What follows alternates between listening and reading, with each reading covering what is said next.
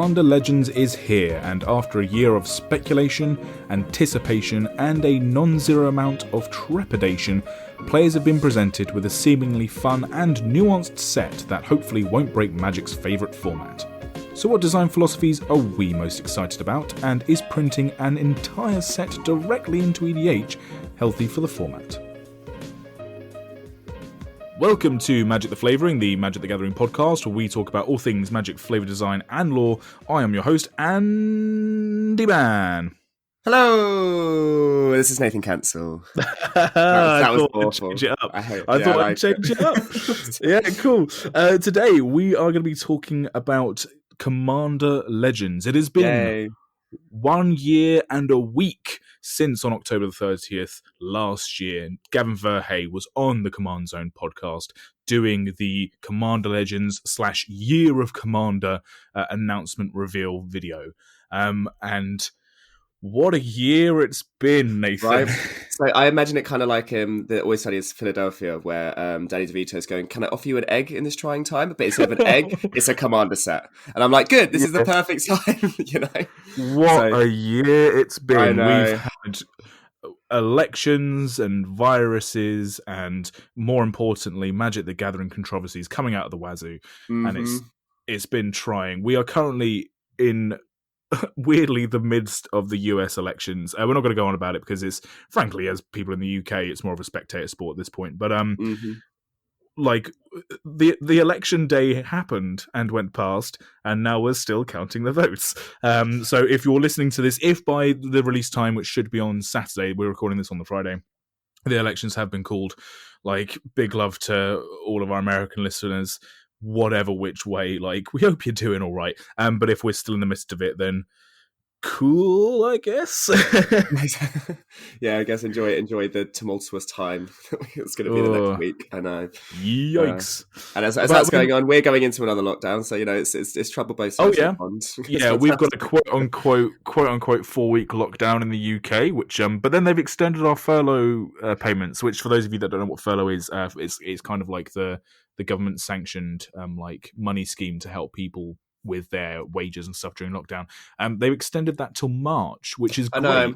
Suspicious, isn't it? It's a bit suspicious, bit sus. You've extended it till March, but it's only a 4-week lockdown. And ironically, the previous job which I had, because I did luckily manage to find work since the last lockdown, where my work quite understandably couldn't keep our venue open because of the situation.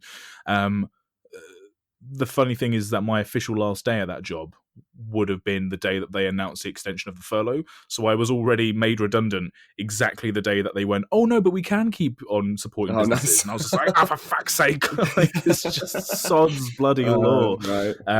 But you know, it's an experience we're all having at the moment. I mean, let's backtrack a little bit and talk about something nice. Have you done anything nice in the past couple of weeks? Because I kind of feel like we've started off on a bit of a bummer. Yeah, to be fair, like I've bought a audio interface for a synthesizer that I bought a year ago, and realised that I'm a technological numpty, and I don't know how to connect everything up and get things recording. You know, when you're trying to get like a USB key into like into an HDMI thing as an old person, you're like, why don't you work? I did that for about a month. Finally got all of my shit together because I've got I had my birthday at the beginning of last month, so now I've actually got some time that I can start, you know, recording stuff. And also on the other side of that, Nathan was really late to the Hollow Knight party, so I've been playing that last week, and holy crap, that's a great game. Hollow Knight's a very good game. It's a very good game. Yeah. I went to see Batman: Mask of the Phantasm, the 1990s Batman animated series movie, at the Prince Charles Theatre in Leicester Square in London. So I got to see that on the big screen, which was really cool. And I did the same thing last month with Akira, the seminal anime film. That's so cool. Yeah, what I found is that obviously outside of lockdown, a lot of cinemas, I mean, the Prince Charles does this anyway in Leicester Square. If you've never been, then they always do. They're the ones that do like Rocky Horror Picture Show sing-alongs, or I saw one of those. That was really good. Yeah, like I saw Hellraiser a midnight showing on Halloween a couple of years ago. So they do all these old things, but a lot of chain cinemas in the UK are starting to show older films which people of a certain age might not have got to see the first time around. Mm-hmm. Like people of our sort of age, like late 20s, early 30s, who are still in the category of kind of like target audience for classic anime films, were just a bit too young to see them just as they came over. So now, they've got a big audience for that kind of thing. And obviously, if anyone of any age who's interested can kind of go and see them. So yeah, that's what I did. And I'm also making a D&D character later tonight, which will be interesting because I've never done one by myself. I've always had help because I'm a D&D novice. So yeah, it's going to be good. Oh, very cool. Nice. Yeah. I like it. That's fully expressive. I like it very much. Commander Legends. Let's talk about Commander Legends. That's enough about us. I love have a sit down, have a cup of tea. The funny thing is, I am just sat sipping a cup of tea, just having a nice conversation with you. It's lovely. I don't know, mate, we've got a lot to talk about. I mean, the funny thing is, realistically, we're not going to do a full set review because, crikey, alright, that'd take weeks. So what we're likely to do is we're going to have a little breakdown of our top 3 kind of mechanical design ethics or broad mechanics, that kind of thing. We'll have a look at things in broad strokes whilst having a little dance across the cards. So for sure, yeah. So we're going to do the same sort of thing that we did for M21, where we did an episode looking at the design philosophies, as you say. That's what we're going to be doing this week. And then next week, we're going to be breaking down some of the lore tidbits.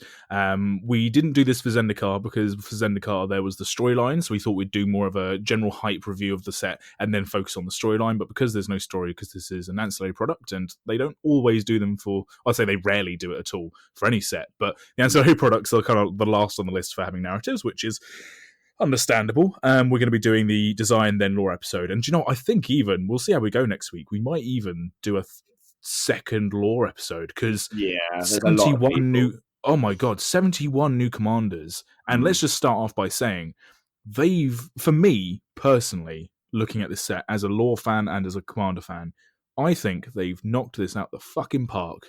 I absolutely really do. Initial thoughts, before we go into it.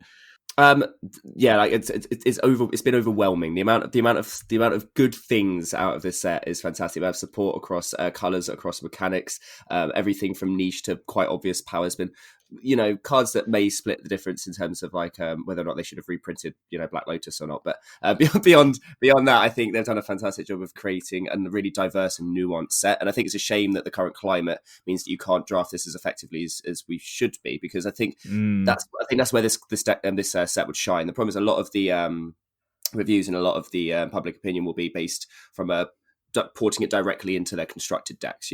It's not looked at it from a limited point of view, and I think a lot of the cards are basically hot or cold based on whether or not they fit into your latest spice or your old brew that now gets a revamp. Whereas even from a limited point of view, because this is technically what the set's supposed to be built like, is like a novelty limited environment, I think it's phenomenal. I think they've done a really good job of supporting not only the lore but also the design and the mechanics for Commander. I think they've pushed the envelope in the exact right way without going too far. I don't think they've modern horizoned the format at all. I don't think they've put too much out there that's going to kind of bust things open. I think arguably cards like Fierce Guardianship is probably more detrimental to the format, and that came from a specific Commander deck, whereas as a full Commander set, I really have no complaints. I agree.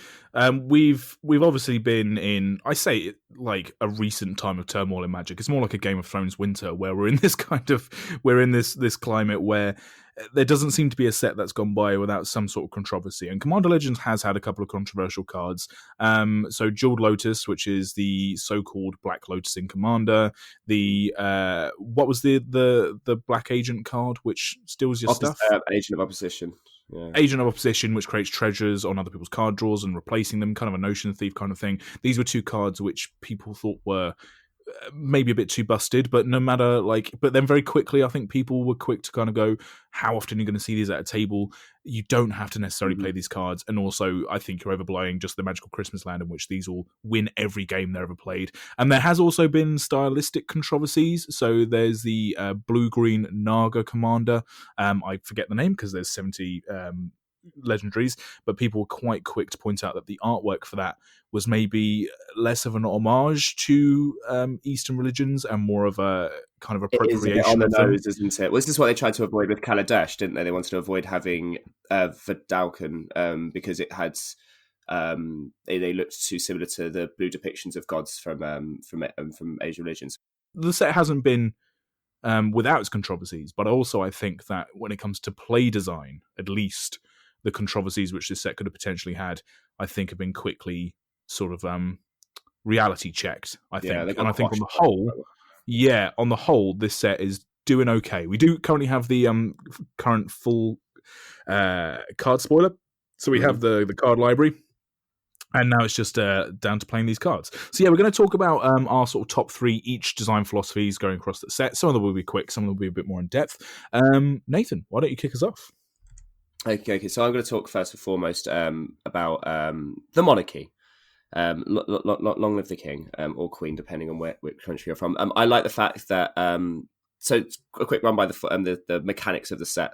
We've got Monarch, Cascade, Partner, and Encore, which I think are all very powerful within what they do within the set. But the Monarchy was really interesting because they did a good job of spreading it across all of the colours, which I think is something that they really needed. I know that obviously Conspiracy was a bit of a difficult set to get hold of. It was a bit niche. And even for myself, as much as I think it's probably one of the best draft ideas in a long time, I never actually got to actively draft it, so I can't even speak from subjectively playing it and being like, this is the best thing ever, let's get some more packs and do it again. Even from objectively looking at the set, it looks very interesting, and I think Monarchy creates some really interesting dynamics within any game. Like, as soon as, I mean, you've got a Queen Marchesa deck, for example, and you and I are quite similar in the fact that we like to be proactive when we're playing EDH. Like, we like being proactive in with our creatures, and we want to poke. You always want to be doing something. If you can't do anything else because you're mana screwed or whatever, you might as well start swinging at someone. You might as well provoke some allegiance with one person to double down on the player that's a little bit ahead, or say create a little bit of a rivalry, because who doesn't like a game where it's pettily throwing pebbles at each other across the table while the other two players look back like a tennis match. And I think the fact that they did all these courts, specifically the court cycle. So each colour got an enchantment that when it enters the battlefield, you become the monarch. And then at the beginning of your upkeep, you get an effect. And then that effect is expanded exponentially if you're the monarch. Say, for example, the blue one is 1 blue, Court of Cunning. For an enchantment, when it enters the battlefield, become the monarch. Beginning of your upkeep, any number of target players each mill 2 cards. If you're the monarch, each of those players mills 10 cards instead. That, for example, is very powerful. It's the fact that you're technically milling 40 cards across the table. I mean, and I'm looking at this card, say, from playing the Scarab God deck. And the fact that I want both stuff in my graveyard and opponent's graveyards, this is insane. That's an insane amount of value between that and also adding an extra bit of card draw on top, and you still get an effect regardless of whether or not you're the monarch or not. That idea of where you still get something, but you have that incentive of then you're starting to pass this idea of everyone poking each other around the table. It kind of works in the same fashion as like Goad, where it forces people to start doing things. It forces interaction. And I think they've done a good job across not just the courts, but with other cards within the set that do it in a very interesting way. For example, like stapling on a monarchy onto a board wipe, for example, chef's kiss. Beautiful. Yeah. Why haven't they done that before? I mean, besides the fact that it's got Seb McKinnon art, this is a Feast of Succession, which is 4 black. All creatures get -4/-4 until end of turn, and you become the monarch. The artwork already is phenomenal. I think you put Seb McKinnon artwork on any card, and automatically it's playable, right? But I mean, this is a really good idea, because if everyone's going like through low token strategies and you happen to have a big commander or a couple of big blockers, you can clear the whole table, so you're not going to get recompense from people attacking you as soon as you become the monarch. And then there's a rush to who can have the first hasty creature. That idea of it creates play patterns and play experiences, instead of everyone just sitting behind their walls playing solitaire until someone combos off. And I think that's a really good way to expand on it. And as I say, putting it into all the colours, green getting a little bit more. I know they had the one Entourage of Trest from Conspiracy that's been reprinted this set, but they've also had Regal Behemoth. People forget also has. I think. Yes, good point. Sorry, yes, well done. Maybe should have been reprinted in the set. Actually, I think that's quite a good card. Potentially, Regal Behemoth's one of those weird ones where it's such a corner case card in terms of like, yes, it's a mana doubler, there are other mana doublers. Yes, it's a big fat creature, there are other big fat creatures. Yes, it's the monarch, there are other monarch cards. But putting all those 3 together is really cool. And the fact that they also got a little bit of traction because they errated it from lizard to dinosaur in the creature typing when Ixalan came out. It's just one of those things where, Monarch has been long considered, I think, to be one of those mechanics which Commander players love, and some have even pushed to be like, can this not just be like a commander mechanic? Like at the start of the game, the first person to draw blood becomes the monarch. And I don't think there's, as much as people have gone, no, commander's fine, I've also never heard anyone really be that angry at the thought of it. So I think it's one of the few formats you can do little variants with, and it actually works quite nicely because you're already playing with, I mean, Rule Zero obviously is key, but it is one of these formats that you can diversify with, say, something like Plane Chase. Now, Plane Chase objectively is an absurd thing to add to a game of EDH, but when you're playing it actually really adds to the experience, even if sometimes you look down and you go, what the hell is going on? Also, for those that care, all the courts add significantly to the Chair Tribal deck, so that's a win, right? That's a significant win. Oh yes, I forgot that second ranked on EDH Rec Chair Tribal deck. Yeah, exactly, absolutely. And also I think it's good that they put a couple of these abilities on pirates, because this idea, say Azure Fleet Admiral, for example, is 3 and a blue. When it enters the battlefield, become the monarch, and it can't be blocked by creatures the monarch controls. So you're guaranteed with this creature to get the monarchy back. I like this idea that you have pirates going around and conquering uncharted lands, and then becoming the king. That's essentially how it used to work. The conquistadors from Ixalan had this feeling of conquest, but obviously monarchy didn't necessarily. I mean, that would have been something that was interesting to bring in, and maybe that when we go back to Ixalan, because it might be a friction of the throne, they bring that in. But that idea of conquering uncharted lands seems very fitting for the pirate for the pirates to have. And I think again, I really like the mechanic, and they've done some interesting things on the rares. Some people are saying the Dawnglade Regent's maybe a bit too strong, giving all of your permanents hexproof as long as you're the monarch. Maybe it's a bit strong, but I mean, I don't know. I think I like swinging effects, especially when you're getting up to like 7 mana.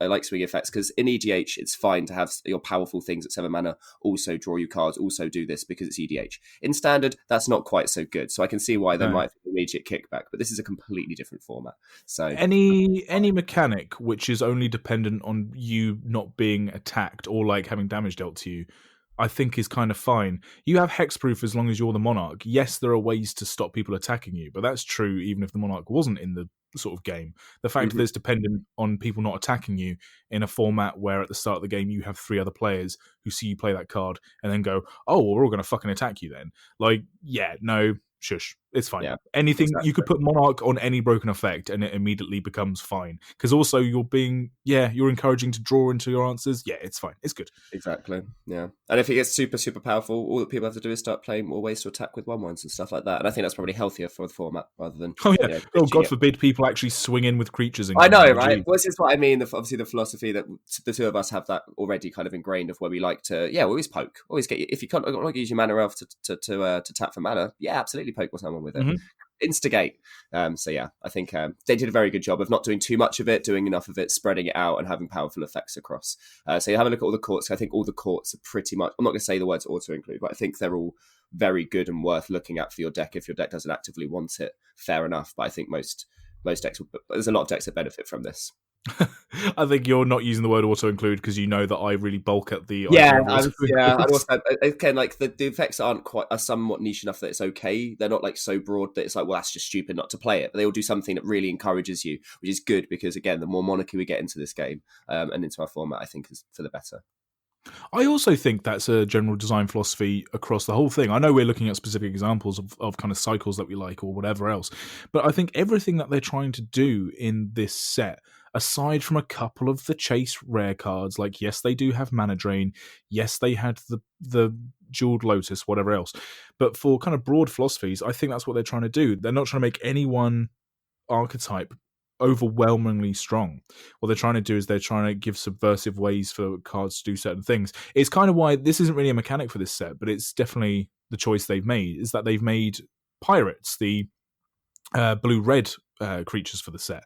Now, pirates, people liked the pirates. People kind of thought they were maybe underpowered in the Ixalan blocks, which is where they predominantly were. They're not anymore. And then not anymore. And then obviously Kaladesh had some pirates as well, because they were going to be in the same standard meta. And they've printed a couple over the years which aren't actually Ixalani pirates, but have been like pirates from, for example. Glenhorn Buccaneer. What's the other one? Docksided Extortionist, for example.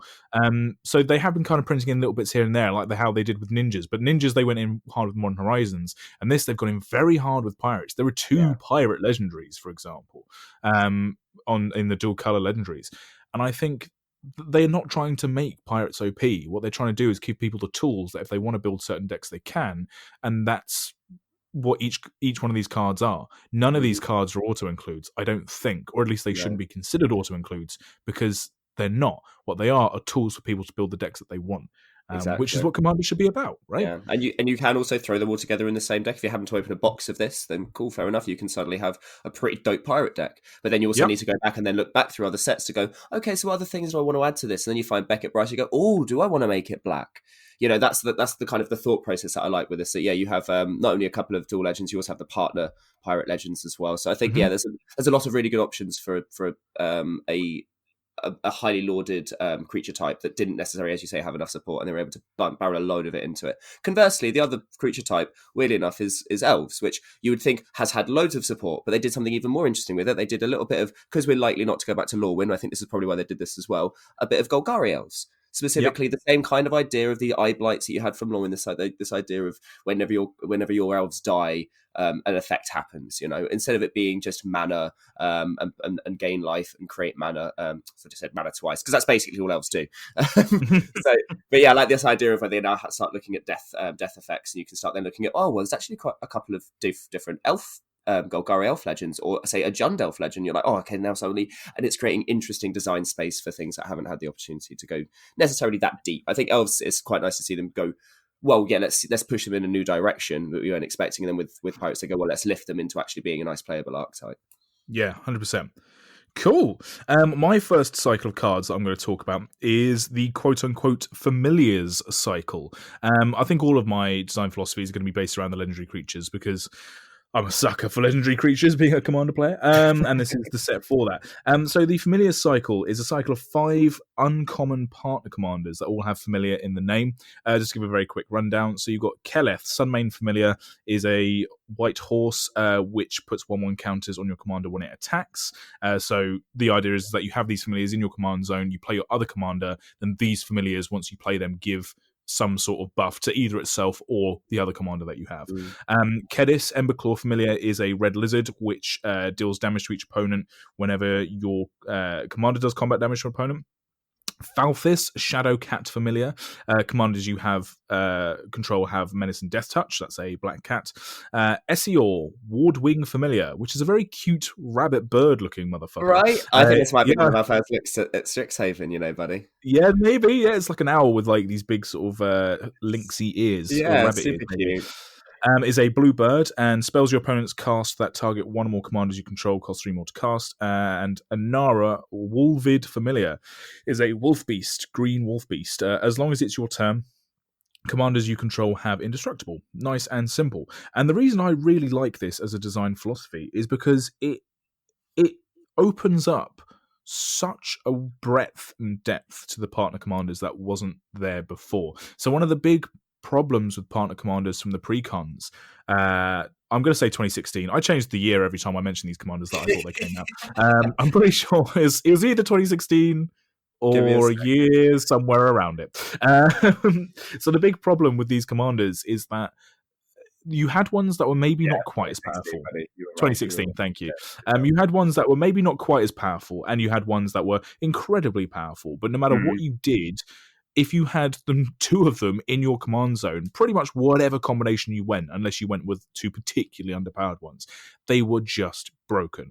And the ones especially that were really good, both of them, like your Timners, your Thrasios, and your... Who's the Goblin? I'm blanking. Vial Smasher, yeah. Vial Smashers. Yeah, those are like the big 3, which I think people think about. And then obviously there are lots of other ones that are very powerful. If you had any combinations of those ones with other things, I mean, you've got a Timner and Bruce Tal deck. Yeah. Which, it's not obnoxious. I'm not going to say it's obnoxious, but it's definitely very powerful because they're 2 very powerful commanders. I specifically had a Boris deck that I was like, well, how do I make Boris viable and playable? Well, you add Timner, who allows you to draw 3 cards a turn for basically free. I'm like, well, then maybe that's the problem. Obviously, I'm trying to play Timon fair, but what I'm doing is instead I'm just playing Bruce Tull unfairly. So, yeah, exactly. For sure. And like you get to add your colors in, especially with the 2 color ones, and like you can have 4 color decks, 3 color decks that are doing absolutely everything all the time and have access to all this power.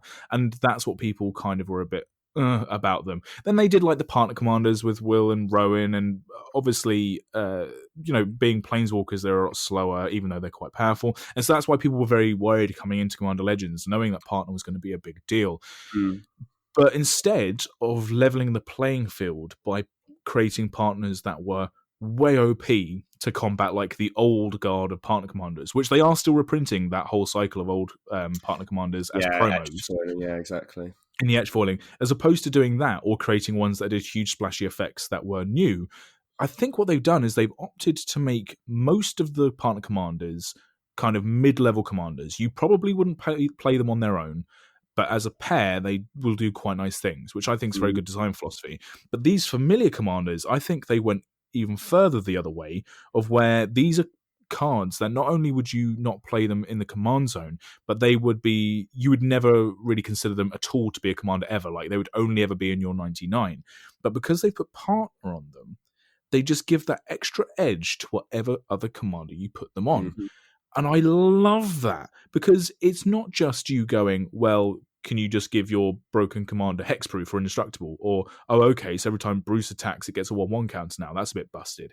It's, it's just giving your commanders that little extra push to sort of go, I want to play a Thrasios deck, but I don't want to waste the partner mechanic. Now, if I play a Thrasios deck, who's arguably the most powerful partner commander, and I play it with anything else, it's just going to be horrendously busted.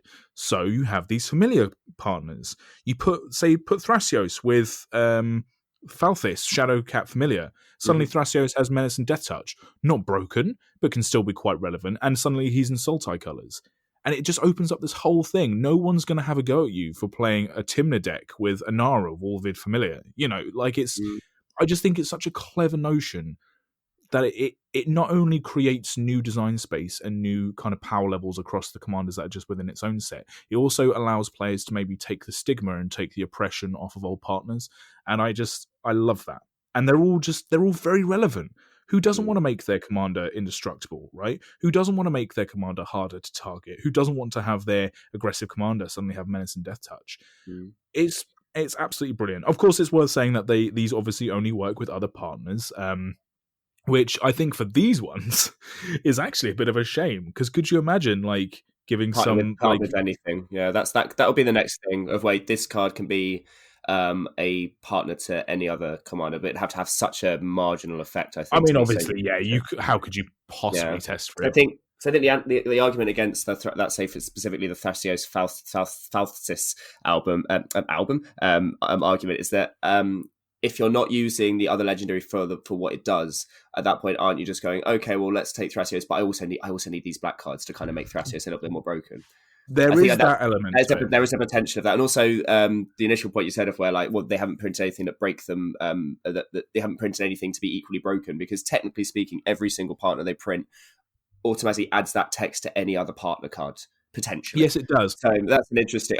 What I mean is to say is that it's good, because what they've done is they've done effects that aren't obnoxious enough to go, well, we're adding, not only does Thrasios now draw your entire deck, it also does this as on top of it. They've done a good job of making sure that didn't happen, which, considering how many partners they've printed with so many interesting effects, yes, there are obviously going to be some quite busted combinations, but I think they've done a very good job of making sure that it's not immediately obnoxious, and it doesn't, push the envelope too far. I think they've brought the envelope down a little bit, and the old partners are still the better partners in terms of adding effects to these partners, rather than these partners adding even more broken effects to partners who are already good. Sure, I know, but I think, and I agree with all that, and I think you are right that, being able to add a colour to a lot of these commanders does inherently make them more busted. But I do sort of think that the intention of a lot of commanders... I think the intention of a lot of commander players just to play pub stomping decks is not only overstated by the larger Commander and Magic playing community, it's just not true. I think for a lot of people, they play their powerful decks because they have the cards and they want to do the splashy effects. But really, if you gave them the option of saying, you can have this pairing and people will have a better time if you have Thrasios and Keleth, Sunmare Familiar. People will have a better time if you play that, and you can still build a powerful deck than if you play Thrasios and Vial Smasher, right? And that deck is absurdly powerful. You're going to win every game. I genuinely, honestly, and this might be naive, but I genuinely, honestly believe that 90% of all Commander players will go, oh, well, let's do the fun thing that's still relatively powerful. And this gives that option. Yeah, and I know this is the design sort of mechanics episode, and this is maybe a bit more sort of wishy-washy with my kind of beliefs in the goodness of Commander players. But I think this was a definite choice by the design team for this set to not only not break everything wide open again by doing stupid partner commanders, but to actively say the mechanic isn't broken if you're not playing it in a broken way.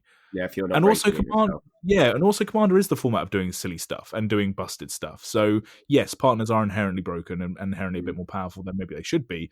But I just feel that this cycle is kind of the full encapsulation of what they were trying to do with the partners this year, and Yeah. I really like it. I think I agree entirely. I think it's little things like I'm looking at revamping a Boris equipment deck that I have. It's quite nice to have Prava of the Steel Legion, which is basically a token generator, and then also say having Rograk, who's like a first strike menace trampler for 0 mana 0/1. It's good to have Yeah.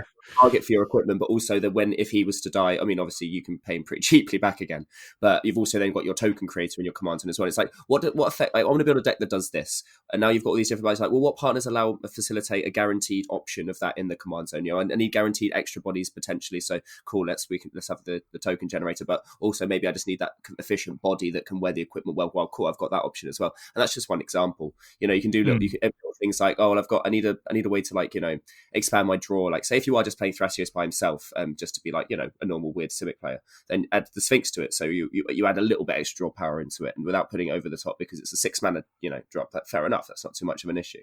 Or say, for example, you say with something like Falsis, like, okay, how do I make my my Voltron commander just a little bit more, a little bit spicy? Well, now I've got the option to add Menace and Death Touch on the top of it. So yeah, I think say it's this idea of, it's like you get to, this feels much more like you get to pick and choose in a fun fashion rather than going, oh, which horrendously broken thing do I want to do? Oops, I guess that one. Yeah, and just to cap off this cycle, because I completely agree. Just to cap off my thoughts on this familiar cycle, just the design of them in a flavor perspective as well is really cool, because they are all creatures which you could put with any other partner commander, and it would make sense that they would have them just kind of kicking around. Like, sometimes you kind of go, well, why would that goblin be friends with that merfolk? Now it's, well, why wouldn't that merfolk want a little lizard pal sort of sitting on a rock? Right. And he's like, or like, you know, if you play Cigar Kondo of Jura, who's the Selesnya one from the give him the horse. Give him the horse. Right, You've exactly. won. There you go. You've won. You've won Magic. Excellent. You know. So yeah, that's the familiar cycle. And yeah, I really enjoy it. Yeah, very cool. Very cool. In a similar fashion, I'm going to stick with this idea of talking about commanders and looking at the will cycle. Now, the will cycle kind of is what I initially looked at in terms of commander-specific mechanics outside of just, you know, being your commander. Speaking of which, like the reason I bring it up immediately after the familiar cycle is to have that listed down is cards, obviously, that offer something to your commanders while they're in play. The reason I like this is the will cycle, I feel like, is a fixed version of like the defecting SWAT, fierce guardianship. It's not incredible maneuver, flawless maneuver. The one that white one that gives, yeah, exactly. That cycle of it's free if you control your commander. Now that automatically that word free is very obviously we time and time again Wizards proves that they cannot get away with it because there's no real way to do it. I played Obscuring Haze in a game once, which is the green fog one, and that's objectively the worst one. The fact that I played it for free at instant speed was backbreaking. I know, you're like, you didn't expect that, do you? It's like, well, no, of course, how am I supposed to expect it? We're not playing Legacy. I don't expect Force of Will turn 1, you bastard. Go away. What's going on? You've already got Force of Negation. How dare you? How dare you third one? So what? To back up and get off my rage horse. The reason why I like the Will Cycle is because they are essentially cards that do one of two things. And then if you control a commander, you do both of them instead, which is quite powerful. And the reason I like them is because they do interesting things on both options, but they also encourage people, instead of being able to go, oh, I just drop whatever commander out and then I've always got it. You know, it was always free. Never didn't have it. Instead, you've got to keep the mana open. But you've got the option of give a diverse effect, like up the rate and up the mana cost. You know, don't make a fine ability like okay ability and make it free. Make a kind of pretty broken ability and then charge mana for it. But then if you happen to meet a certain requirement, supercharge it. You know, make the floor a reasonable level and then sky's the limit. Don't really care. Don't make the floor pretty fucking good. Oh, sorry, don't make the floor pretty fucking good and then the ceiling, oh, okay, just a little bit better. You know, and I feel like this is what this design philosophy is very clever for, because Chroma's Will is not only just there to be like, oh, cheese protect the board against the board wipe, and if you're being very clever, cheese protect against the board wipe that I've played myself. You have an option. So specifically, Chroma's Will is 3 and a white for an instant. You choose one, and if you control a commander, if you control a commander as you cast the spell, not as it resolves, which is interesting. You know, if people try and kill your commander in response, this still does the thing, which promotes this idea of playing your commander and having your commander in play and playing around that idea idea of you're guaranteed to get an effect once you have your commander in play.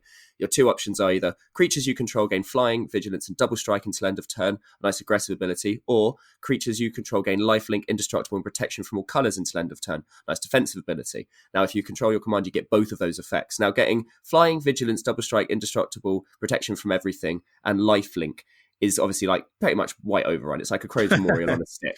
But the fact that you can use this defensively to get this idea of like saying, for example, it's a really nice Sunforger Silver Bullet. So I normally play things like Boris Charm because it has functionality, even though I don't think I ever use the double strike or the 4 damage. But you've got Boris Charm and you've got something, say, like Eerie Interlude, ways to protect your board. Now, this is not only a way to protect your board reactively, but it's also proactively a way to give your board a jolly big boost. And I like this idea of if you're playing your commander out, especially in white, realistically, you're probably going to want to be some amount of aggressive. So it plays towards that theme quite nicely. And the main reason why I like these Commanders Matters cards, in the same way that I like the Monarchy ideology, is that you build your decks around your commander, right? I mean, I'm specifically really bad at this, of where I tend to put 80% of my deck into my commanders out. 20% of it's, this deck can function without it anyway. And don't get me wrong, like the rest of the deck won't fail without the commander. But I like specifically funneling most of my deck through my commander, through its abilities. It will do a thing, but when the commander's out, holy crap, the thing gets, tripled, quadrupled, and it starts going off to the races. And I like this idea of, this is what the format's supposed to be about. It's supposed to be about choosing a character, choosing a style of play, putting that into play, and then building everything else kind of around it. And this promotes that idea quite fiercely. They do it in a way that doesn't feel broken. As I say, all the fierce guardianship and everything, it doesn't just feel free in terms of playing. It feels free for including it in your deck. It doesn't necessarily matter. Whereas I feel like these really promote this idea of having your commander out in play. Like there's a few other cards in the set that do this, like Hellkite Courser, for example. 4 red for a 6/5 flying dragon. When it enters the battlefield, you may essentially cheat one of your commander into play, give it haste, and then you put it back into the command zone at end of turn. Like sneak attack for your commander. And I like this idea. They're kind of working ways to make your commanders more relevant, and then when they're in play, do more things and different ways to kind of get things out. Like Slash the Ranks, for example, is a really good card because it destroys all creatures that aren't commanders. So if other players aren't leaning on their commanders and they're playing decks that basically just do whatever they want to do and durdle along without having to ever cast them, well, they get a little bit punished. Whereas like Voltron strategy, for example, which doesn't necessarily get as much support these days because it is a little bit narrow and it is a very specific archetype, and maybe commander damage isn't necessarily what people like. But again, how many times do you see people die to commander damage? Don't we need that kind of diversity in the format? I think so. Mm-hmm. I agree. I 100% agree. I really like them as well. And I think, again, they are, as you say, they're balanced enough that they can blow out games because they're big, splashy spells. Mm-hmm. But you don't have to do that with them. And this is what we like in Magic, in EDH especially, but we like in Magic in general, is we like modality of cards. People forget, like something like... what's it called? Cyclonic Rift. What's it called? Like I forgot what that card was called. That's a played card. That niche thing that no one plays. Its board wipe effect is the overload cost, but you can just use it as targeted removal. Now I wonder if that card was used more often as targeted removal than a board wipe, whether it'd have the same kind of stigma. But because obviously it's quite easy to get to that board wipe effect, it's the card that it is. I feel like people hate it even more when they use it as a single target. When it's like the big one, everyone's like, okay.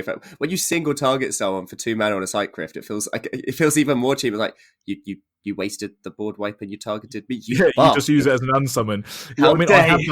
I have done that before, and I do actually have to say that it didn't reduce any of the table salt, like incredibly. No, not at all. It's bizarre.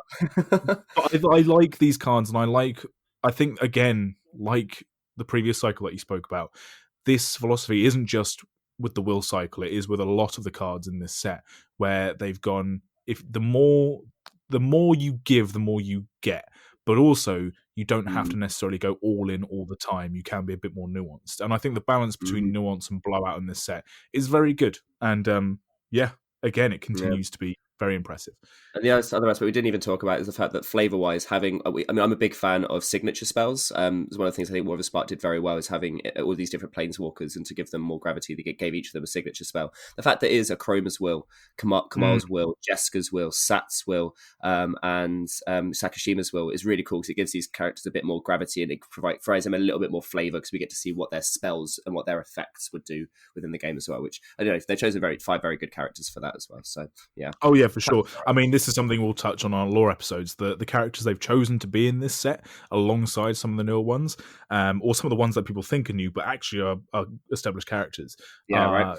Yeah, Yeah, wicked. that shows deep cuts. If you've got half of the half of your audience is going, "Oh yes, amazing," and the other half's going, "Oh wait, what is it? Yeah, what?" That's perfect because you're paying homage to a part of the to part of your audience and making the other half of the audience investigate, engage further. So yeah, very good. Yeah, really cool, really cool.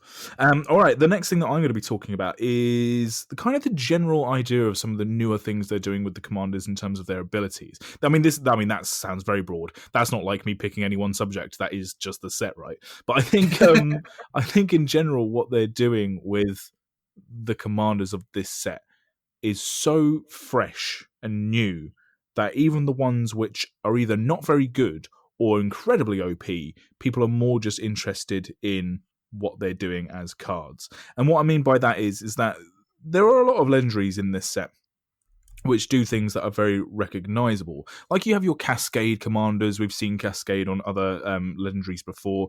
We see like Graveyard Recursion effects. We've seen Graveyard Recursion effects on other legendaries before, and so on and so on and so on. But I'm struggling to find, and I'm looking at the card gallery now, I'm struggling to find any one commander which I think, oh, isn't that just that? But like with a tiny little twist. Generally speaking, they are very much unique in their identity. I think the only one which I personally, because obviously other people might have other opinions on this, but the only one I personally kind of look at and go, oh, so it's a that thing, but they've changed it to make it not so egregious, is Amareth the Lustrous. I was literally looking that exactly, yeah. It's basically Tulane Light, yeah, Diet It's Tulane. And this is something that you've said to me, so I can't necessarily claim it as something I spotted, because it was actually you that initially pointed out to me, and the more I think about it, the more I think, oh yeah, but then in my head, Tulane is just a blue version of Karametra, do you know what I mean? So it's just kind of which they're also reprinting Karametra as a promo in this set, which they really like reprinting Karametra recently. I don't know why. They did it with Lotus God as well, though. They did it like 3 back-to-back products of being like, oh, okay, cool. I guess everyone can get hold of one now. That's good. Yeah, for sure. Yeah, when you have it from the beginning, it does feel a little bit like, oh, well, that's less. Oh, special. Okay. So I think a lot of these are really fresh, or either that, or they do things which, fine, maybe recognizable, but they add a new color in. So, like again, Arcane and Weaver, which is a red, white, and a black. So it is Mardu colors. Is tap for Mardu, so red, white, black.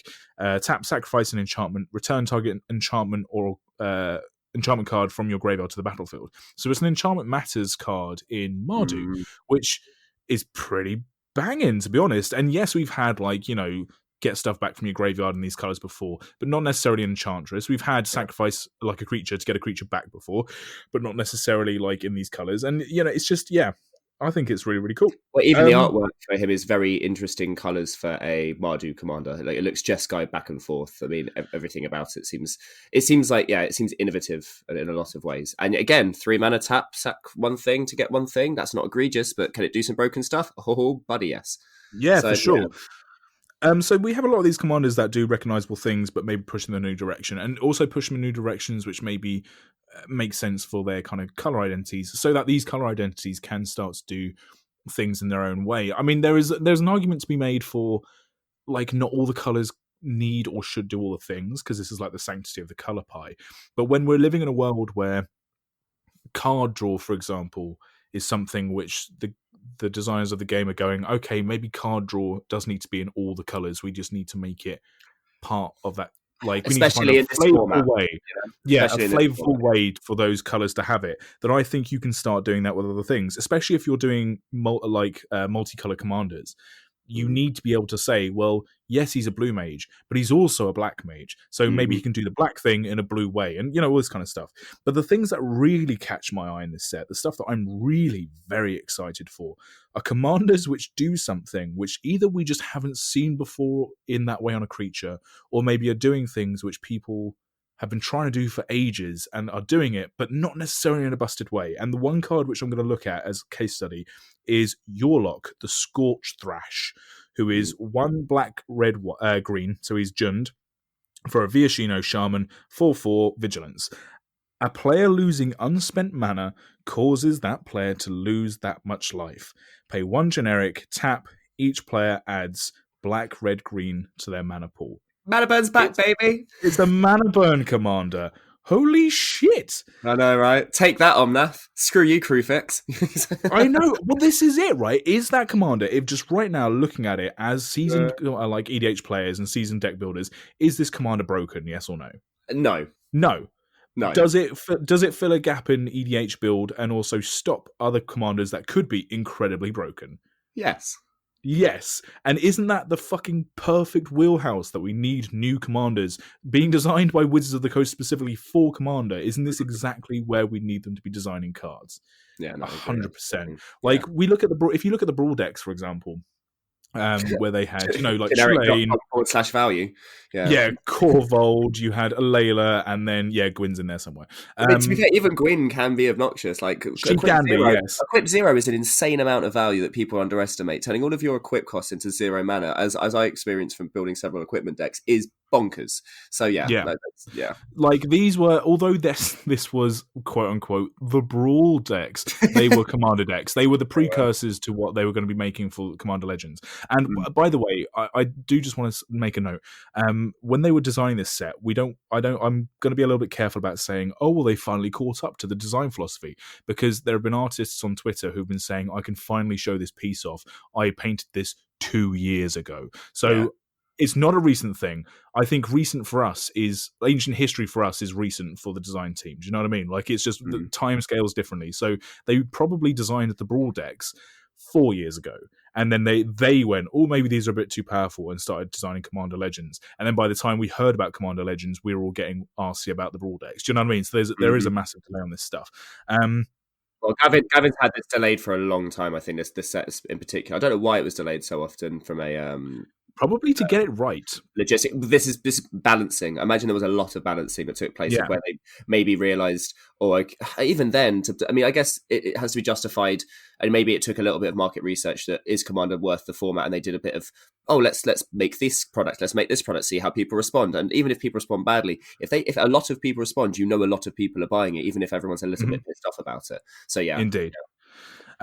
But yeah, so these kind of very niche commanders, none of them are so busted that people are like, well, that's obviously just going to break the format, but they are niche enough that people can start doing things with them, and doing things with them that are unexpected. Like, what does a mana burn deck look like? I'm sure people have tried to build ones in the past, but now it's in Jund colors. I think pretty much every mana burn deck anyone's ever built has been Rakdos, at least, Yeah, and then you didn't have an option really, did you, for the top? Whereas you can do things like group slug decks, which this will effectively work towards. Will usually be Rakdos, because you play someone like Mogus, or something like that has an inherent punishment effect already.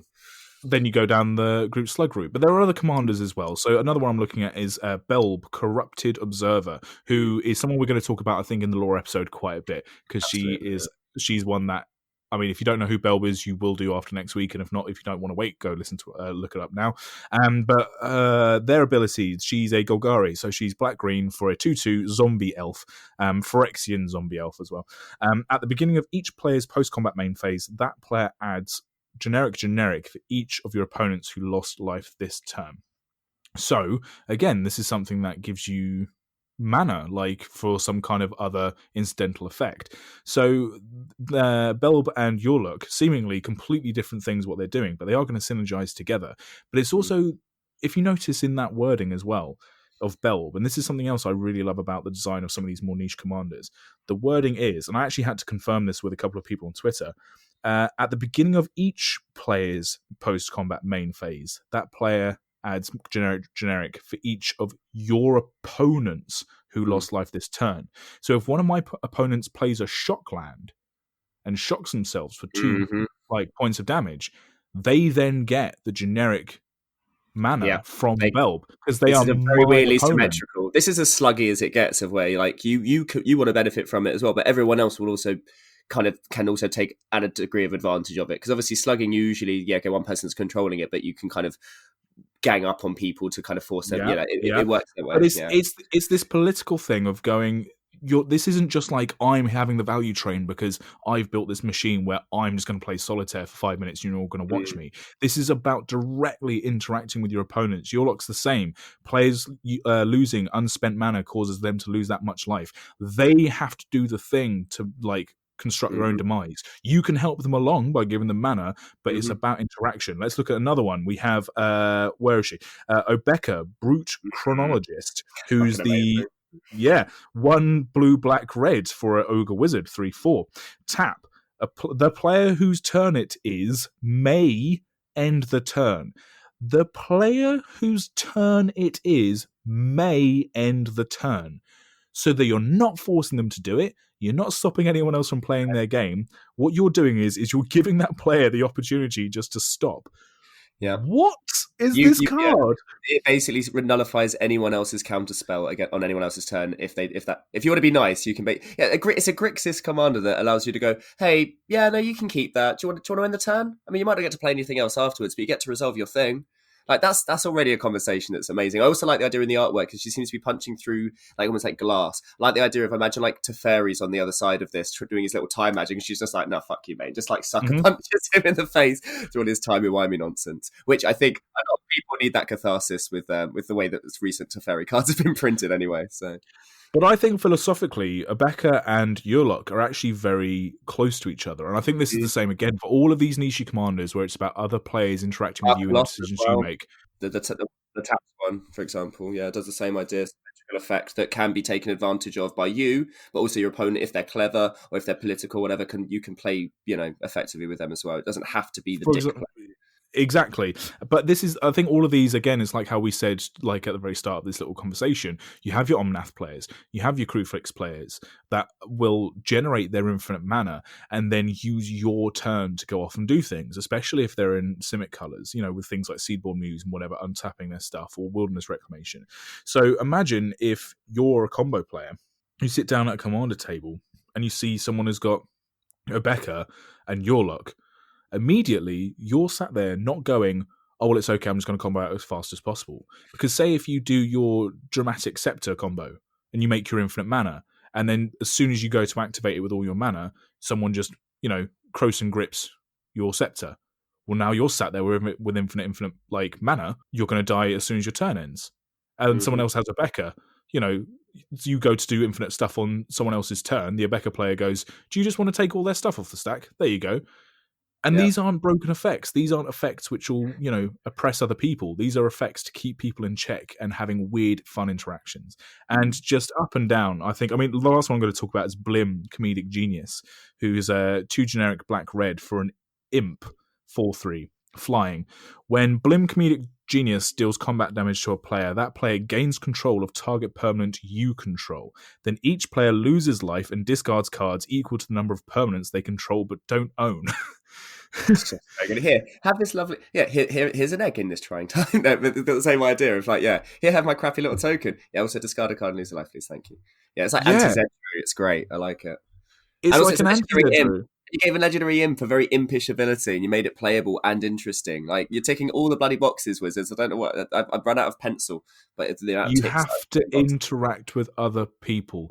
I personally have nothing against combos or combo players. The thing that I don't like about having only those kinds of decks, or like lock decks, some lock decks, is that there's no interaction. It's someone who sits there with their 100 cards, plays out on curve or ahead of curve if they ramp, and goes, okay, so I've won. And they look at the other 3 players who have been path to exiling or attacking each other and playing the game with each other. And that person sits there and goes, this thing I win. And you go, okay, cool, that's fine. That's some people's philosophy. But now we have cards which forces that player to have to make decisions they didn't have to make before. So now that player can still try and do that thing. They can still try and do the combo. They can still try and win the game without very much interaction at all. But now they have to understand that people will try and fuck up their shit. And they'll do it in ways which they won't see coming. And I think that is a perfect place and a perfect balance for this commander format. And this is, for me, this is the proof in the pudding that we still have to play this set. So anything I'm saying now in about a month's time may be wrong. But at the moment, it seems like the proof is in the pudding where they haven't done a Modern Horizons. They haven't made cards specifically for a format that have then ruined the format. They have made cards for a format with the format very much in mind and the delicate balance of the game still intact, as far as I can see. Well, yeah, that You reads know, very obviously when you have a bunch, kind of like with Dominaria, where they did legendaries out the wazoo once, one in every pack. They had to do some uncommon legends. They did the same thing here. If they've done a slew of uncommon legends that don't have inherently weaker abilities. I mean, unless they might not be as ostensibly powerful, but they still do interesting, cool things to allow your budget brewers to be able to still play and have some diversity, doing cool, interesting things. Like Thalis, for example, is an uncommon that whenever you get a number of white spirits equal to the number of tokens you created. It's like, cool, the token, you can make a pauper token deck. I mean, obviously, people that play Pauper EDH are having a field day because they've got a load of amazing new options to play with. But yeah, as you say, this idea of where they haven't seemed to have lost the philosophy of keeping things interesting and diverse outside of counting power into that equation. So yeah, I think they did a very, very good job filling some niche and also giving some extra support to areas that needed it without it pushing it completely over the top, which is a really hard, delicate balance, I think. I think a really good sort of test, me personally, just looking at this set before we move on, is that if we were to crack open a box of this and draft it as it's meant to be drafted, or maybe even do a sealed. So I know a few of us at our LGS are thinking of doing spell table sealed commander decks with this because we can't draft it. There is not a single legendary in this set which, if I pulled, I wouldn't be excited to try and build something out of in the moment. Yeah. Absolutely. And there's over 70 legendaries in this set. That's everything's possible. That's an amazing achievement. That's a feat, right? Yeah, very good. Yeah. So there we are. All right, what have you got for your third kind of philosophy that you want to talk about? My last one is kind of looking at the elephant in the room, and that's that it got kind of spoken about by a fair few people that White was going to get some much needed support this set, and it's an interesting conversation. I don't think they necessarily have. There's no imbalance. I think we've beaten that horse to death already this episode, and we don't feel there's any particular imbalance within the set whatsoever. I think all the colours do something interesting, and obviously playing will have to figure out if there is a clear best colour to be playing. But realistically, I don't think there's any massive disparity. What is interesting is there is this quote unquote equalizer cycle of cards, and the main reason why this comes about is because they did get a really good cards. White, this being in 1 second. Somehow managed to scroll right down to the bottom. There's obviously a crap load of cards in the set. Keeper of the Accord. It's a 3 and a white, 3/4 human soldier. At the beginning of each opponent's end step, if that player controls more creatures than you, create a 1/1 white soldier creature token. At the beginning of each opponent's end step, if that player controls more lands than you may search your library for a basic plains card, put it onto the battlefield tapped, and then shuffle your library. Now, this card obviously encapsulates everything similar to the 3-mana Oracle of Moldiah kind of variant from the latest Commander set of everyone shouting and screaming that White needs help. It's not necessarily got card advantage on this card, but it does obviously have ramp equalization. This idea of being like, when your opponent does something, you do something to kind of keep up with them. The reason I say equalizer cycle is because a few other cards in the set that do similar ideas of where they seem to balance what your opponent's doing if they get too far ahead or are doing something obnoxious. Hull Breach, for example, 2 and a blue for a 3/2 flash Merfolk Pirate. If an opponent would draw a card, except for the first one they draw in each of their draw steps, instead you create a treasure token. As a Xyris player, this is the one card in the set where I'm like, oh, I wish that didn't exist. But yeah, right. That's just because I play Xyris and it's a wheel deck. Yeah, of course. And then there's obviously, I think we got it wrong earlier. It's Opposition Agent, not Agent of Opposition. 2 and a black for a human rogue 3/2 flash. You control your opponents while they're searching their libraries. While an opponent is searching their library, they exile each card they find. You may play those cards for as long as they remain exiled, and you may spend mana as if it was any mana of any color to cast them. Yep. Now, there is also 2 other ones. I say equalizer cycle with air quotes because this doesn't really necessarily carry true to the other 2 colours. You had the green Root Weaver Druid, which is 2 and a green for a 2/1. When enters the battlefield, each opponent may search their library for up to 3 basic land cards. They each put one of those cards onto the battlefield tapped under your control, and the rest onto the battlefield tapped under their control. Then each player who searched their library this way shuffles it. The idea being that everyone gets to ramp twice, except for you get to get ramped 3 times. And it's their choice of the land that they give you. Key thing being basic lands. You don't necessarily just allow people to go, hey, Urborg and Cabal Coffers, which would have been a horrendous oversight.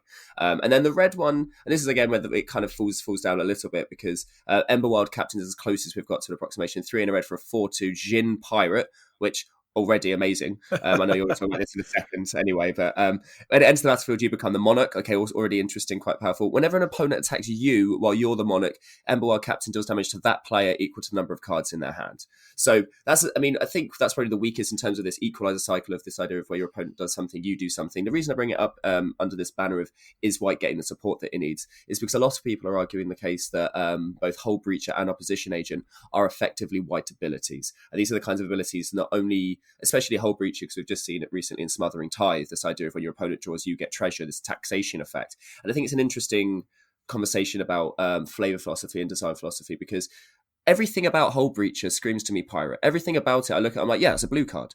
From a flavor point of view, mechanically, like from the Melvin side, if I was to read that, I'm like, yeah, if you change the name and the creature typing to say, I don't know, like a jailer or something like that, like, yeah, okay, it's definitely a white effect. But everything about the flavor still feels very blue. And it's funny that every time you see anything that white could do, that other colours do, that there is almost this hearken of being like, well, why wasn't this a white card? Like, why is an opposition angel? It's like very similar to Ava Mind Sensor, or Leonin Arbiter. Why isn't it a white card? I'm like, well, other colours can do what white does as well. You could, just because white's trying to do what other colours do as part of its colour pie in a very white way, doesn't mean that other colours can't do things that white do in their own kind of colour philosophy way. And I think it's an interesting conversation, especially it's easy to get up in arms about it and get angry about it because white naturally has a lot of things holding it back and has a lot of things that, it's, I don't know at what point is it become a meme of where they printed so much. Imagine getting to a point of where they printed so much white colours and everyone's still complaining, and you look at it and you go, I think white might be the best colour in Magic.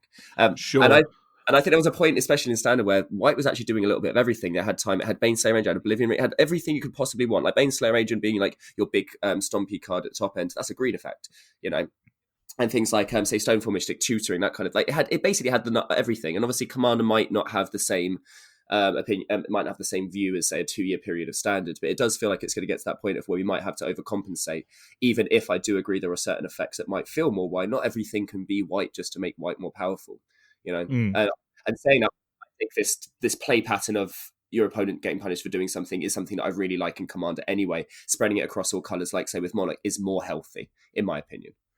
Sure. I think I agree with you, and I agree that because we've been saying in this very episode that colours should be able to do a lot of things just in their own flavourful way that's relevant to the colour pie.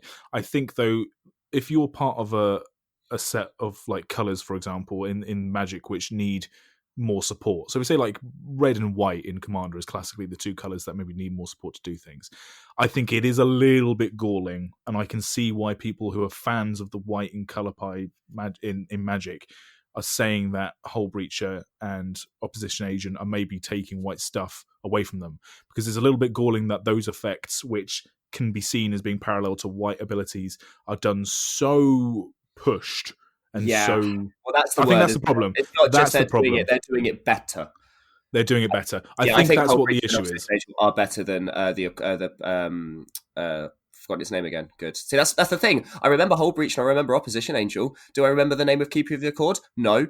Is that demonstrative of the problem? That's demonstrative of the problem, right? Even though I look at Keeper of the Accord, I'm like, that's a fuckload of value. Yeah, so I agree with you.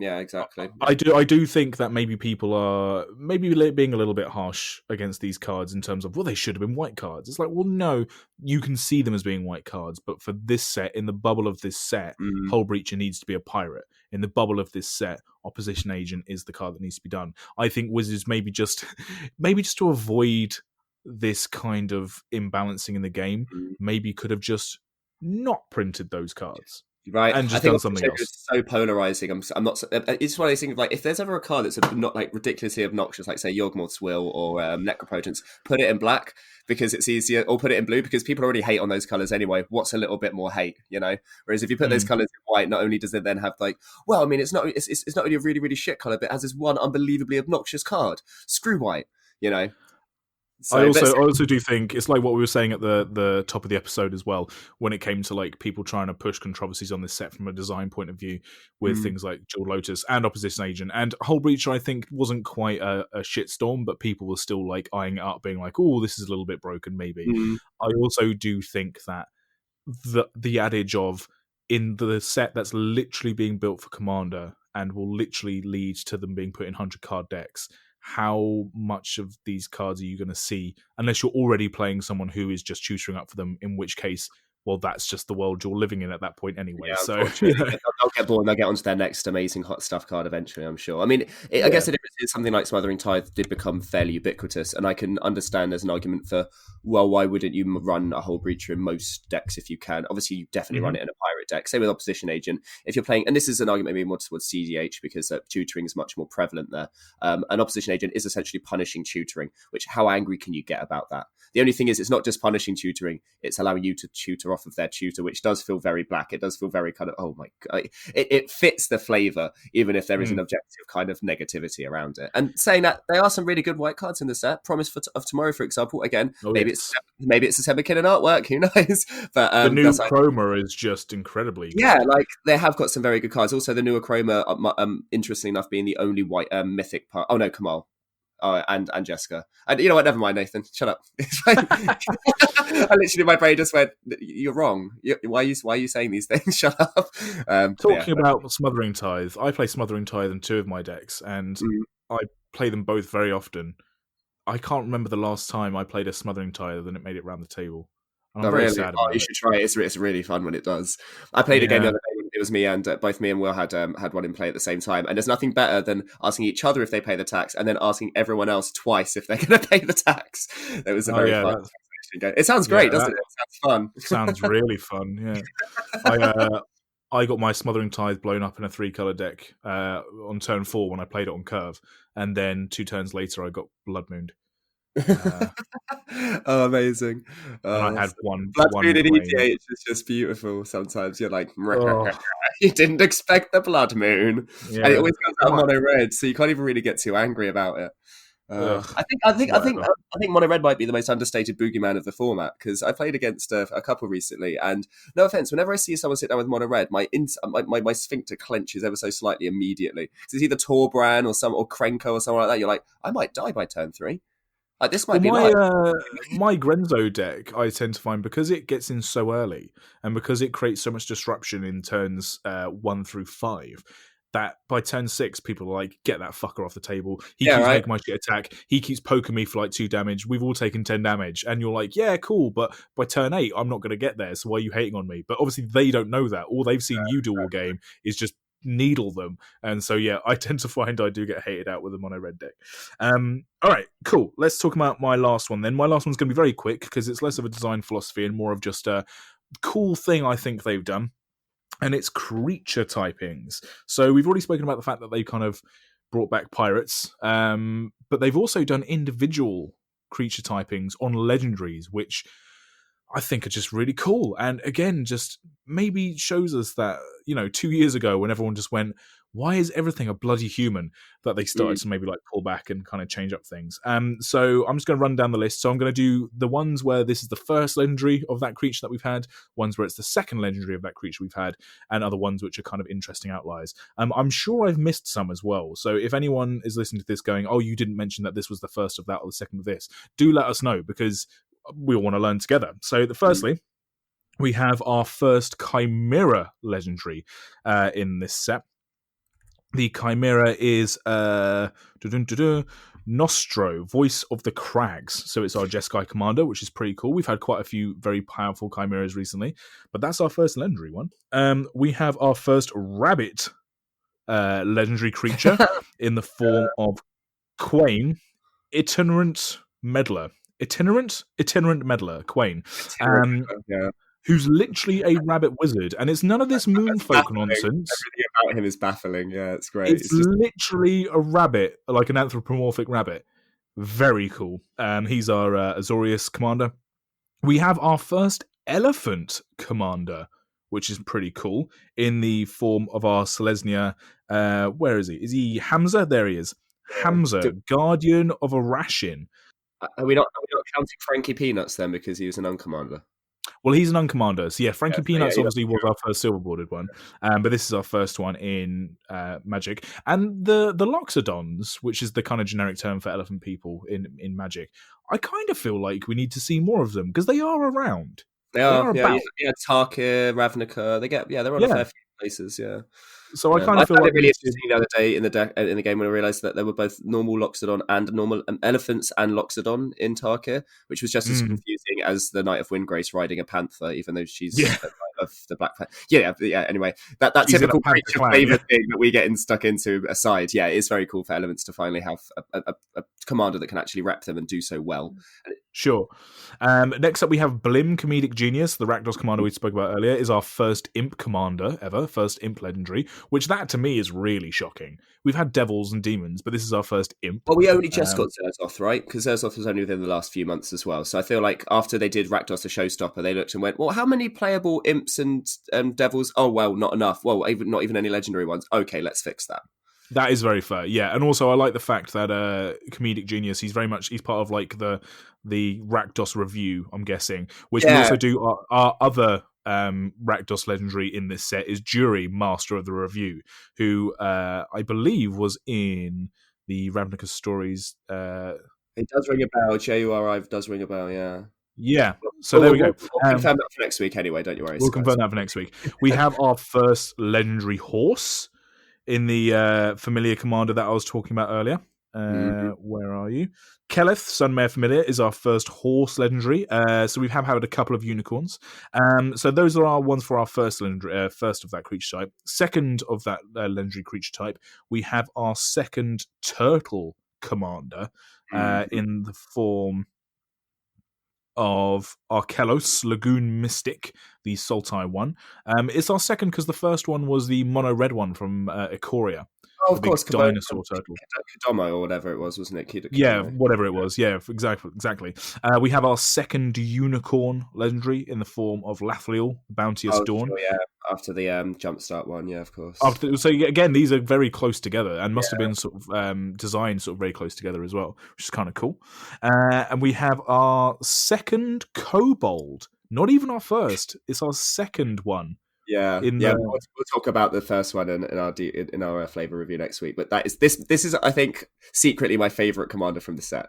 I don't know why, but something about a 0 mana commander just makes me all and it's a partner because I've got a big hotness for partners. Yeah, I fucking love this guy. He's great. Yeah, Rograk, son of Rogar. Who's the 0 mana first strike menace trample commander? Yes, exactly. Only our second ever kobold. Someone asked us on our LGS WhatsApp. They went, "What's the difference between a kobold and a goblin?" And I was like, "In D&D, quite a lot. In Magic, yeah, especially since this one's red rather than blue as well, compared to the regular kobolds that we've seen. Kobolds in D&D are like more lizard-like.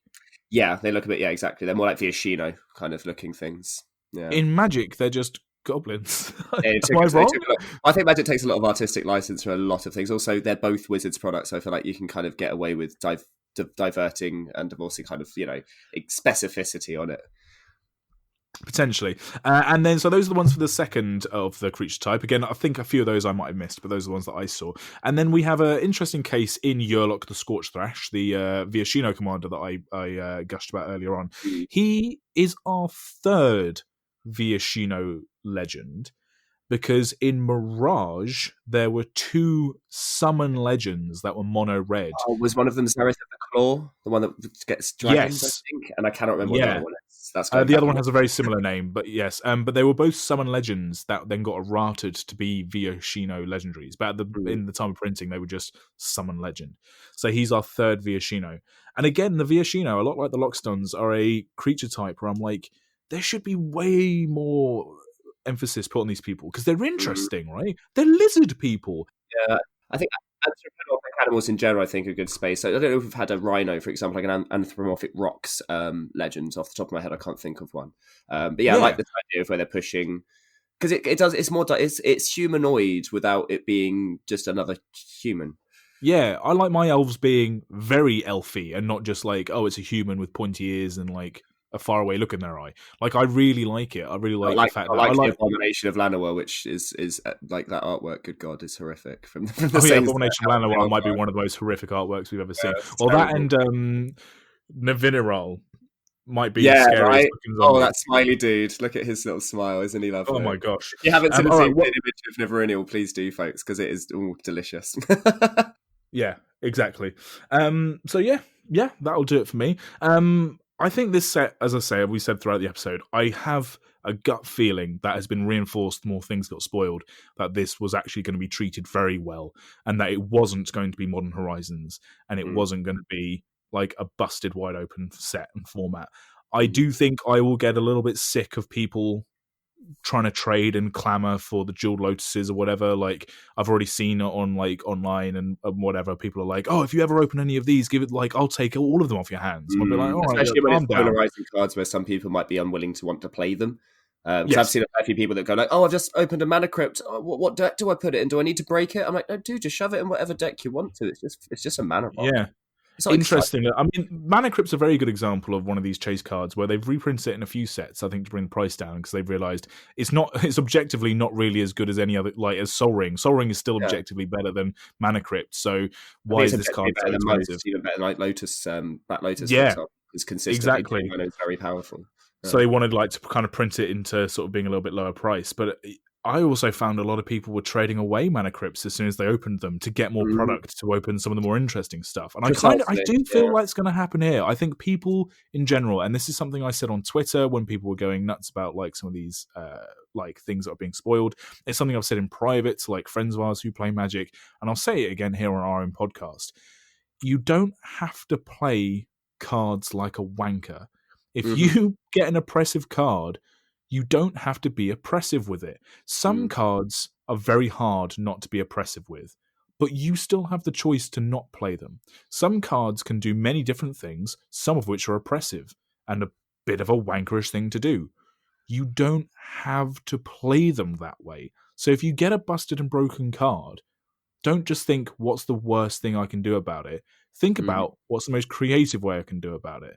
Like, yeah, why do I like this card? Go and play it for the reason why you like it. Don't go, "Oh, okay, what else can I do with it? Oh, I didn't know I could do that. Oh yeah, let's go and do that." I mean, that's not gonna lie, that's part of my my build philosophy. So some people do, and also I think it's really important to state that when I say don't do a wankerish thing about it, that part of the statement is whatever that means to you. So if you and your playgroup really love trying to lock each other out or like really love comboing, anything like that, or like if you really all your playgroup is all about trying to do commander damage as quickly as possible, or your like playgroup is all about trying to do like the most insane you'll never guess what I'm about to do things possible, whatever it is that you guys want to do, use that as your threshold for going, well, what's the obnoxious thing I can do with this card? I think that's the thing that people forget.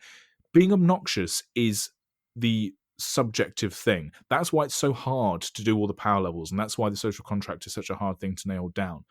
But if you feel like maybe the other players at the table have a different opinion to you as to what is being a wanker, just be aware of that and maybe use that as your threshold, going, well, I think it's okay to use this card. 3 other people who I'm about to spend 2 hours with aren't happy with it. Maybe I'm slightly outvoted on this one. And just think about it, and that's the whole thing. I've actually had a game recently where both me and my opponent both deliberately didn't make the play that would have dicked the other player over. And they both got punished for it. So I guess there's a lesson in there. But the point being, if you can, even within a game, make a social contract, be like, well, this one card completely annihilates this one person. It's very lopsided. Maybe the next time I need to discard a card, maybe I discard that one and take away the temptation. I mean, okay, fair enough. It could be equal in some fashions, but if you're playing against a mono artifact deck, you've got a Bane of Progress in hand, unless it's 1v1, maybe think twice about it, or use it as a deterrent. If they're playing mono artifacts, maybe they're doing something obnoxious as well. But there again, it's this idea of bargain, gamble. Like, don't just sit there in solitaire into douchery. I think because that's just it's a very different game. Like, I think a lot of people are struggling with not being able to play in person. I don't find too much difference doing it with a head. Obviously, we've been doing this for almost a year now, so we're used to talking remotely and being sociable in a remote fashion. Whereas other people, that social contract might break down a little bit more when you have it online because you have that anonymity. It's almost similar to like speaking out on forums, and you kind of don't have to be responsible for your opinions. You do at all times, and you can still engage and have this idea of community aspect and enjoy the different cards together. Celebrate seeing your opponent play a card that's new and doing something interesting and busted with it that inspires you to do maybe something similar. Like, instead of just being entirely focused on what can I do to my opponents with this card, it's more how can this card engage my play experience and make for more interesting turns. That's exactly it. It all boils down to attitude. You can genuinely, sincerely play whatever cards you like, and that is for any card that is legal in this format. If it's legal, you can play it. Even if there are individual cards that I get annoyed by, I still will defend your right to be able to play those cards. It's about the attitude in which you go about playing this social format. And I think that's it for me. That's kind of like my full stop on where I am with my Commander philosophies at the moment. Yeah, there we go. Cool. I think that's kind of going to wrap us up for this episode. As I say, guys, this is the design sort of part of our set review, if you like. They're not really set reviews, but, that's kind of closest thing we can call them. Next week, we will be looking at the individual cards and where they sit in terms of the lore. There is so many cards that they've brought back from Magic's history and lore and narratives that they've put into this set. Again, it is like very similar to how they did with Modern Horizons, where they gave people the legends that they always wanted into cardboard. They've done it again here, but they've pumped it up tenfold. And so what we'll be doing is it won't be too much of a discussion episode next week. It'll be looking at our favourite legends, mine and Nathan's favourite legends, looking at where they come from in the lore, telling you where they come from in the lore, and having a good old natter about Magic characterization. And then we'll see where we're after that. If we enjoy next week enough, we may do another one. Or if we're sick of talking about these cards, we may move on to something else. It's all, in this world that we live in, fucking anything's possible. And that's very true for this podcast as well. Cool. Nathan, do you have any final thoughts? I don't know. I mean, we didn't get a chance to talk about Encore Cascade specifically, but I think in general, this set does a really good job of balancing everything whilst having a lot of power. So if you can get out and open some, do so. Try and do some remote playing if you can, if that's the only way you can play. I know in person might be a bit difficult now, / impossible. But yeah, if you can, just have, as I say, enjoy the set, open up, see what you get, and maybe just brew whatever comes to you, rather than necessarily hunting to do something obnoxious and broken. Yes. I will definitely be looking into a Your Luck deck. I think that's very obvious over the course of this podcast. Well, other than that, guys, all that remains to say is thank you so much for listening. This has been Magic the Flavouring. We'll see you soon.